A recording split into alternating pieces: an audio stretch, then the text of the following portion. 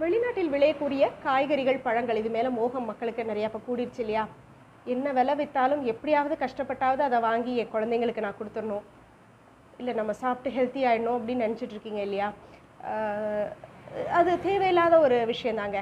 ஏன்னா நம்ம மண்ல, நம்ம ஊர்ல விளையிறது மட்டுமே நமக்கு நன்மை செய்யக்கூடியதாக இருக்கும். சரி, அதே வரிசையில நான் சொல்லப் போறது அவகேடோ. அவகேடோ ரொம்ப நல்ல ஃப்ரூட்டு. அதுல நிறைய சத்துக்கள் இருக்குதுன்னு சொல்லப்படுது, உண்மை. ஆனா அதுக்கு ஈக்குவலன்ட்டானது நம்ம ஊர்ல விளையக்கூடிய தேங்காய்.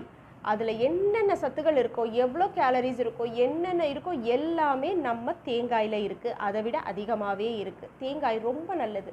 தாய்ப்பாலுக்கு நிகரானது. இம்யூன் சத்தை கூட்டக்கூடியதுங்க. பிளட் பியூரிஃபையருங்க.